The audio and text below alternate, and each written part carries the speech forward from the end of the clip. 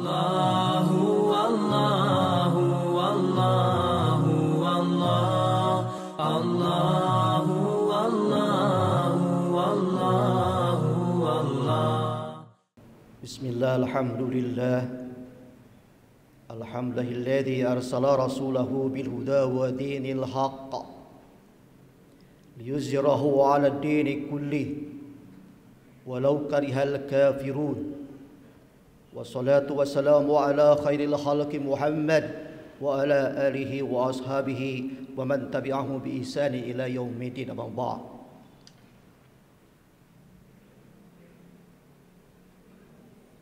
Segala puji bagi Allah yang telah mengutus Rasul-Nya dengan membawa petunjuk dan agama yang benar. Dia memenangkannya atas agama-agama, sekalipun orang-orang kafir membencinya.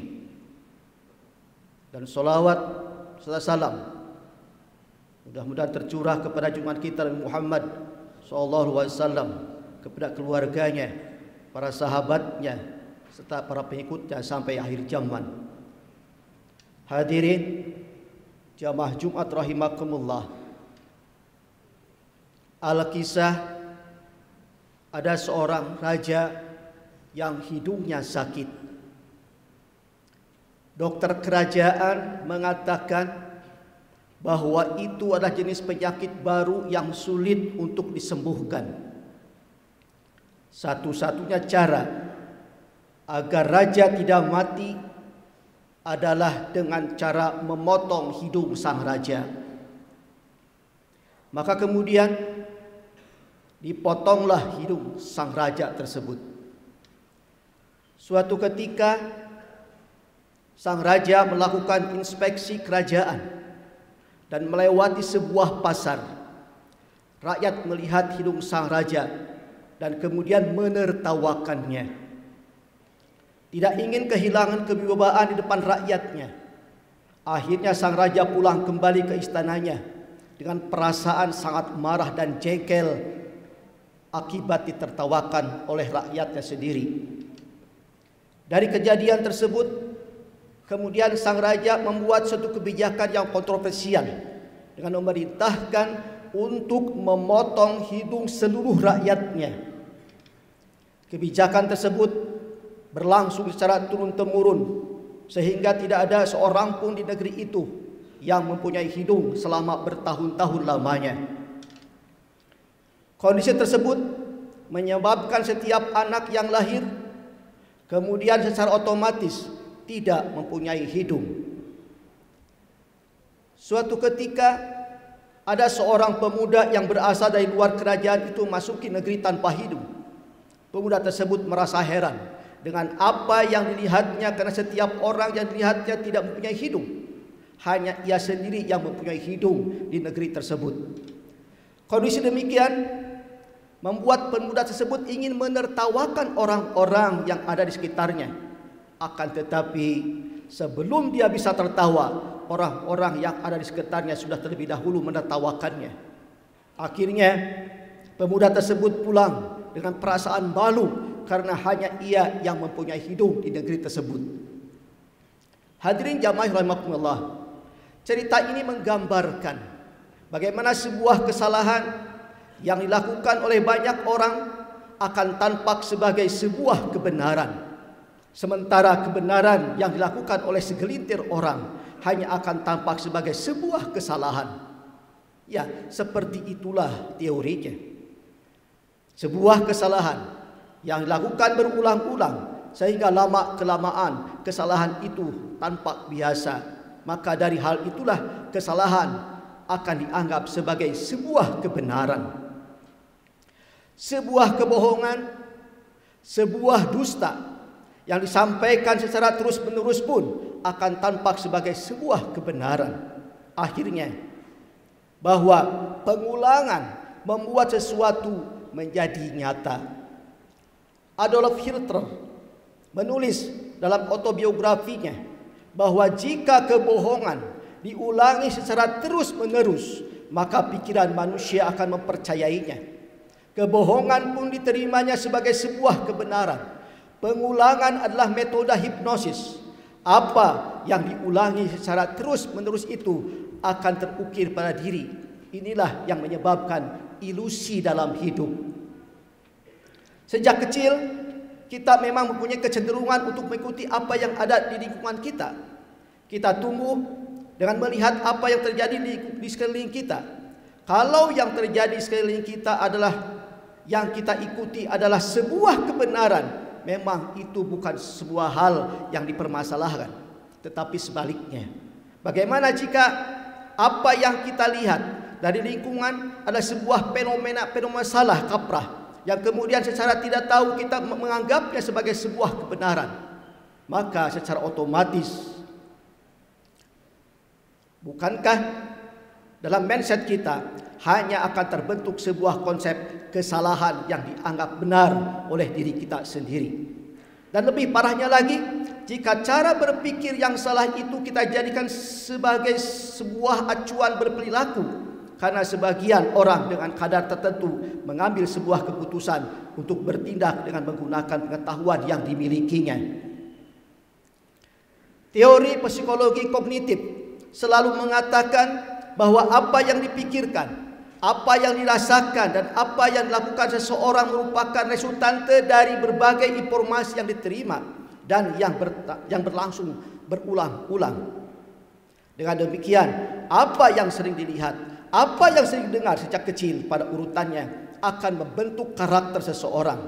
Lalu karakter apa yang akan terbentuk pada diri kita jika setiap hari kita menangkap sebuah informasi dari sebuah fenomena kesalahan yang sudah terlanjur dan dianggap benar? Kita bisa mengambil contoh, misal dari iklan produk kecantikan umpamanya, yang sering kita lihat di televisi, di koran, di internet, di majalah dan sebagainya. Iklan produk kecantikan tertentu, baik itu sabun, krim pencerah wajah, lotion tertentu, atau jenis kosmetik tertentu, selalu menyatakan bahwa yang namanya cantik itu harus putih, bersih, muka tidak berminyak, tanpa jerawat, dan kulit mulus bebas bulu. Iklan telah membentuk mindset pemikiran kita untuk mengenali sebuah kecantikan hanya berdasarkan pada segi fisik. Kita sering lupa dan mungkin juga tidak tahu, atau bisa jadi kita memang tidak pernah ingin tahu dengan bertanya, benarkah pengertian kecantikan adalah seperti itu? Jarang sekali ada orang yang mengartikan sebuah kecantikan dari segi agama. Mungkin karena mereka juga sudah terjebak pada asumsi bahwa cantik itu adalah relatif, sedangkan jelek adalah mutlak. Akibat dari hal tersebut, akhirnya banyak orang yang lebih suka menyibukkan diri untuk memperdulikan bagaimana pandangan orang lain terhadap dirinya, bagaimana terlihat cantik di hadapan orang lain secara lahiriah, dan bagaimana orang akan terlihat terpandang di hadapan orang lain. Bukankah kita sering lupa bahwa sebenarnya yang terpenting adalah bagaimana pandangan Allah terhadap diri kita? Barakallahu li wa lakum.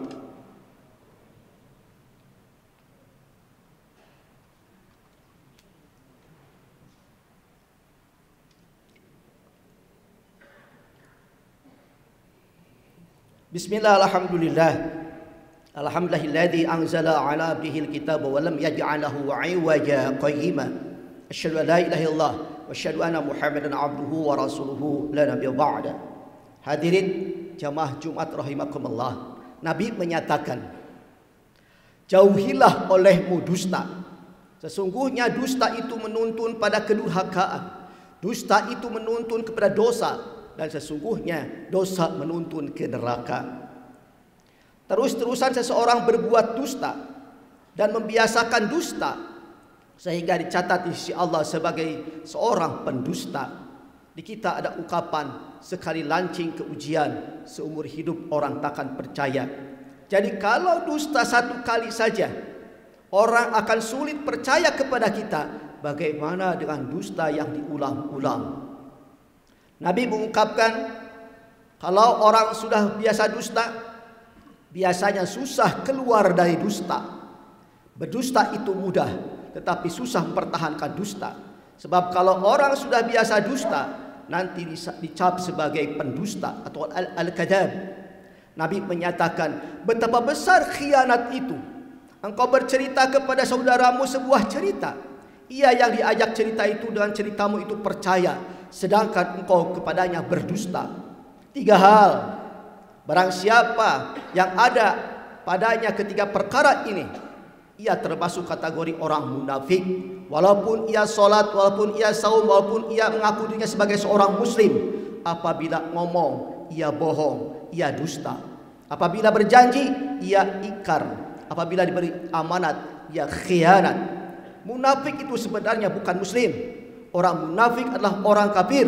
Orang kafir yang berpura-pura muslim, serigala berburu domba, musang berburu ayam. Dia kafir, tapi dia menyembunyikan kekafirannya. Orang muslim yang berdusta, orang muslim yang ingkar janji, ia tetap muslim pada dasarnya. Hanya dia telah terlibat karakteristik, ciri-ciri orang munafik. Nabi kalau solat sebelum salam banyak berlindung diri dari banyak hal. Di antaranya Nabi berlindung diri dari 2 hal, yakni Allahumma inni a'udzubika minal ma'thumi wal baghram. Allahumma ya Allah, ini sungguhnya aku a'udzubika berlindung kepadamu minal ma'thumi wal maghram, dari banyak dosa dan banyak hutang. Rupanya doa tersebut didengar oleh sahabat. Ada sahabat yang bertanya, "Ya Rasulullah, kenapa Anda banyak berlindung diri dari banyak hutang?" Nabi menjawab, kalau banyak hutang itu kesananya kalau bicara bohong, kalau janji dia ingkari janji tersebut. Nauzubillah min dzalik. Semoga kita terhindar dari semua penyakit dusta yang akan memasukkan pelakunya ke dalam neraka.